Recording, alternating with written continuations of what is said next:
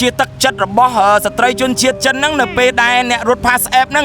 ដែលគាត់បានវិចលុយគាត់រត់រយៈពេល20ថ្ងៃហើយបានទៅពេលដែលផ្ដល់លុយគាត់វិញ4500ហ្នឹងគាត់ឲ្យជាសកុនហ្នឹង$400ទៀតចាបងមិនមែនត្រឹមតែមិនខឹងហើយមិនប្តឹងទេគឺជូនសកុនទៀតចាហើយគាត់អត់ទៀមទីអីទេនេះគាត់ជូនដោយចិត្តរបស់គាត់បាទចុះបងប្រុសវិញបងអាចជំរាបបានទេបងពេលថ្ងៃមិញហ្នឹងឲ្យគាត់បានតាក់ទងទូរស័ព្ទទៅបងផ្ទាល់គាត់បាននិយាយអីខ្លះដែរជាមួយនឹងបងបាទ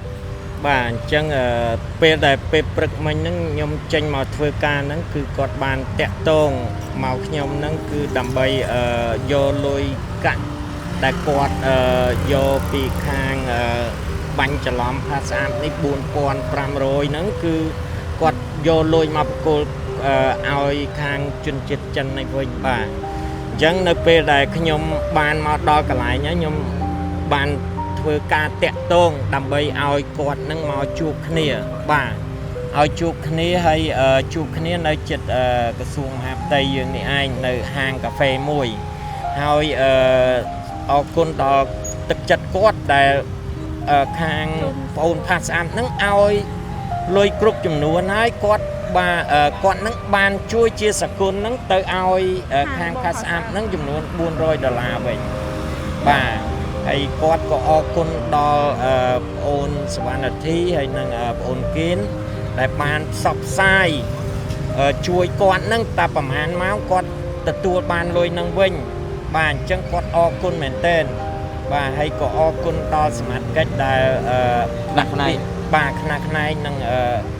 ទទួលពាក្យមិនដឹងរបស់គាត់អញ្ចឹងណាបាទឥឡូវហ្នឹងគាត់សប្បាយចិត្តមែនទែនដែលគាត់មកហ្នឹងគោលបំណងគឺអរគុណដល់ខាងរដ្ឋអំណាចយើងដែលជួយគាត់មកដល់ខាងបងអូនដែលខាងផ្សព្វផ្សាយផាត់ព័ត៌មានហ្នឹងចូលនៅក្នុង social media ហ្នឹងដើម្បីឲ្យបានផ្សព្វផ្សាយព័ត៌មានហ្នឹងទៅដើម្បីឲ្យបានដឹងឮទៅដល់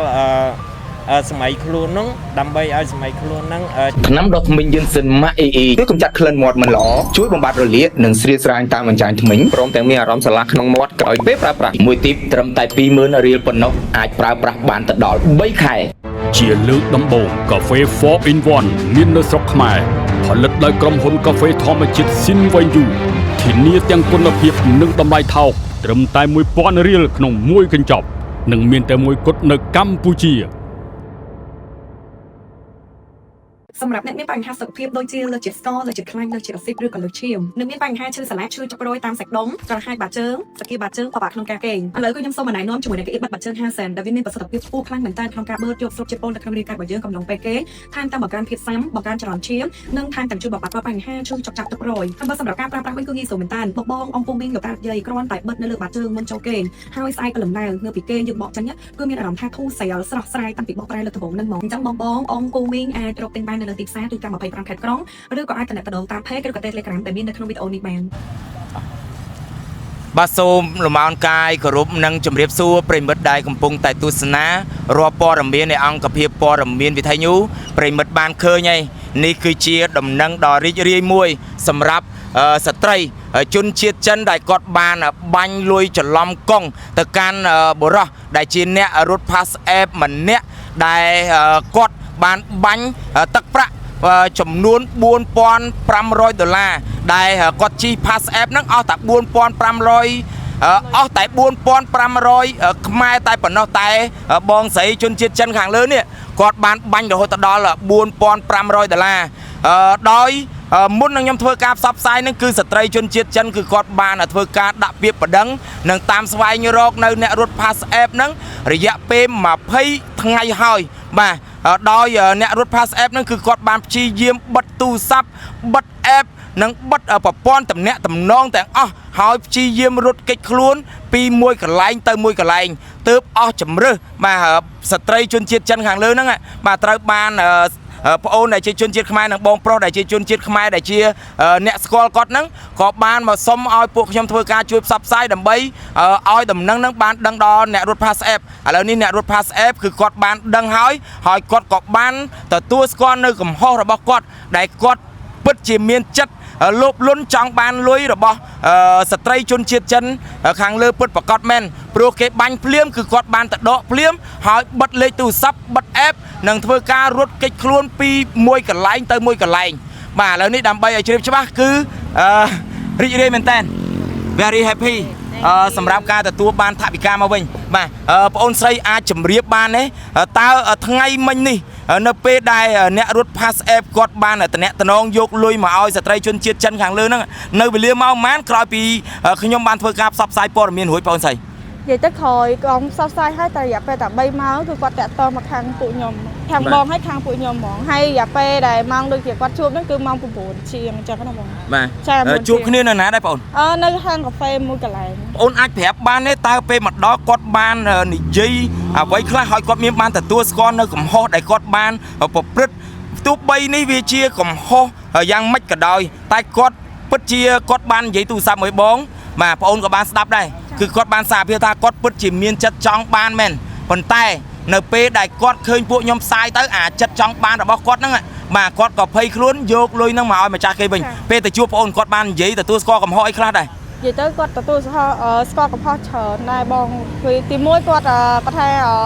គាត់អត់គួរធ្វើអញ្ចឹងទេគាត់ភាំងមកពេលតែធ្វើឲ្យខូចកេរ្តិ៍ឈ្មោះគាត់អីចឹងណាបងនិយាយចំម៉ាត់គឺគាត់ទទួលច្រើនតែពួកខ្ញុំក៏អត់សូវបានស្ដាប់គាត់ដែរព្រោះតែការលុយច្រើនជាងអញ្ចឹងណាបងពេលមកដល់គាត់បានយកលុយមកឲ្យវិញបកគលឲ្យស្ត្រីជនជាតិចិនខាងលើហ្នឹងគ្រប់ចំនួនទេបងអូន$4,500ហ្នឹងចាគ្រប់អត់បាត់សំបីតែ100អត់បាត់ទេបងអូអត់ដូចអ្នករត់ Pass App លើកមុនណាចាអត់ទេព្រោះគាត់និយាយទៅគឺគាត់ទឹកដង្កល់លុយហ្នឹងឲ្យយើងវិញហ្មងគាត់អត់ដកចាយសំបីតែ1រៀល1សេនហ្មងបាទចាហើយបន្តមកគឺគាត់បាញ់ឲ្យបងខាងបងនៅខាង sister ដល់ទៅមកហើយខាង sister ហ្នឹងគឺគាត់ជូនជាសគុណពីឲ្យទៅគាត់$400អូហើយជាទឹកចិត្តរបស់ស្ត្រីជនជាតិចិនហ្នឹងនៅពេលដែលអ្នករត់ Pass App ហ្នឹងដែលគាត់បានវិច្ចលុយគាត់រត់រយៈពេល20ថ្ងៃហើយបាននៅពេលដែលផ្ដល់លុយគាត់វិញ$4,500ហ្នឹងគាត់ឲ្យជាសគុណហ្នឹង$400ទៀតចាបងមិនមែនត្រឹមតែមិនខឹងហើយមិនប្តឹងទេគឺជូនសគុណទៀតចាហើយគាត់អត់ទៀមទាអីទេនេះគាត់ជូនដោយចិត្តរបស់គាត់បាទ thank you so much បាទ sorry sorry មែនតើមានតែពាក្យថាសុំទោសសម្រាប់ប្រជាពលរដ្ឋកម្ពុជាសិតតែល្អមែនតើហើយសុំទោសមែនតើចំពោះរឿងខាងលើហ្នឹងណាបាទបងអូនជួយបញ្យល់គាត់ផងដើម្បីឲ្យគាត់បានយល់ថានេះគឺជារឿងរបស់បុគ្គលទេប្រជាពលរដ្ឋកម្ពុជាគឺល្អច្រើនណាស់ហើយអ្នកដែលគាត់រត់ Pass App ហ្នឹងក៏គាត់ល្អច្រើនដែរតែធ្វើម៉េចបាទបងស្រីគាត់សយជីចំអ្នករត់ Pass App ដែលមានចិត្តលោភលន់យ៉ានិយាយទៅខ្ញុំបានបញ្យល់ប្រាប់គាត់ហើយគាត់ក៏បានប្រាប់ឲ្យថាគាត់អត់ខឹងទេហើយជនជាតិខ្មែរនៅនេះល្អជួយគាត់បើសិនជាអត់មានជនជាតិខ្មែរជួយគាត់ទេអត់មានបងជួយគាត់អត់មានបងសុបសាយទេតែជាលុយហ្នឹងគាត់ត្រូវអត់បានមកវិញទេហើយទី1គាត់អរគុណដល់បងហើយទី2គាត់អរគុណដល់បងភីមហើយទី3ក៏គាត់អរគុណទៅដល់ខាងសមាជិកខាងបងប្រុសខាងខ្ញុំហើយនិយាយទៅដែលបានជួយគាត់ណាហើយអត់មានគិតស៊ីសគុណមានអីចឹងណាហើយអ្វីដែលសំខាន់បើសិនជាគាត់អត់រកពួកខ្ញុំជួយអត់រកបងឯងជួយគឺអត់បានលុយនឹងទេតែឥឡូវបានលុយគាត់សុខចិត្តតែគាត់បានទៅស្រុកគេប្រកបវិញហើយបាទអត់ចង់បានអីទេសុំត្រឹមតែឲ្យបងស្រីជួយនិយាយពីប្រទេសកម្ពុជារបស់ខ្ញុំល្អកម្ពុជារបស់ខ្ញុំគឺជាមនុស្សដែលស្មោះត្រង់ប្រជាពលរដ្ឋខ្ញុំជាមនុស្សដែលស្លូតត្រង់ឲ្យចេះយកអាសាសម្រាប់ជនបរទេសមានមួយចំនួនតូចបំផុតដែលមានចិត្តលោភលន់ប៉ុន្តែខ្ញុំនឹងព្យាយាមកែប្រែមនុស្សដែលមានចិត្តលោភលន់នឹងឲ្យអស់ពីក្នុងសង្គមនឹងទោះបីមិនអស់ពីក្នុងសង្គមក៏ព្យាយាមកែប្រែពីមួយថ្ងៃទៅមួយថ្ងៃដែរនេះជាការតាំងចិត្តរបស់ខ្ញុំអត់ចង់បានអីទេរាល់ថ្ងៃនេះធ្វើកាសែត25ឆ្នាំហើយរហូតតែផ្ទះនៅអត់មានទេបាទនិយាយការពិតអត់មានកុហកទេនៅជួលផ្ទះគេនៅទេបាទអត់មានលទ្ធភាពជួលផ្ទះគេនៅក៏រើផ្ទះពីមួយកន្លែងទៅមួយកន្លែងចង់តែឃើញសង្គមជាតិមួយនេះដែលល្អជាពិសេសចង់កែប្រែមនុស្សមួយចំនួនដែលមានចិត្តចង់បានរបស់ទ្រព្យគេទើបតែព្យាយាមធ្វើទាំងអស់មកបម្រើគ្រប់បែបយ៉ាងចុះបងប្រុសវិញបងអាចជំរាបបានទេបងពេលថ្ងៃមិញហ្នឹងឲ្យគាត់បានតាក់ទងទូរស័ព្ទទៅបងផ្ទាល់គាត់បាននិយាយអីខ្លះដែរជាមួយនឹងបងបាទអញ្ចឹងពេលដែលពេលព្រឹកមិញហ្នឹងខ្ញុំចេញមកធ្វើការហ្នឹងគឺគាត់បានតាក់ទងមកខ្ញុំហ្នឹងគឺដើម្បីយកលុយកាក់ដែលគាត់យកពីខាងបាញ់ច្រឡំ Pass App នេះ$4,500ហ្នឹងគឺគាត់យកលុយមកបកគលឲ្យខាងជនជាតិចិននេះវិញបាទអញ្ចឹងនៅពេលដែលខ្ញុំបានមកដល់កន្លែងហ្នឹងខ្ញុំបានធ្វើការតាក់ទងដើម្បីឲ្យគាត់នឹងមកជួបគ្នាបាទ ឲ្យជួបគ្នាហើយ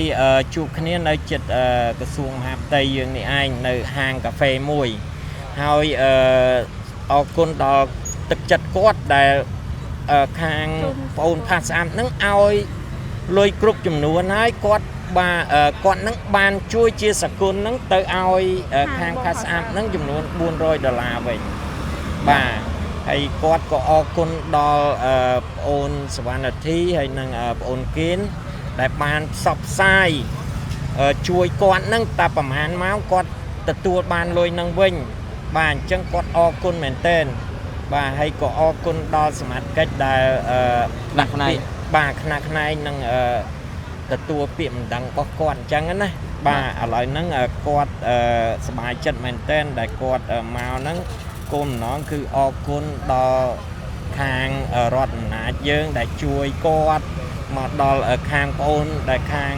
ផ្សព្វផ្សាយផាត់ព័ត៌មាននឹងចូលនៅក្នុង social media នឹងដើម្បីឲ្យបាន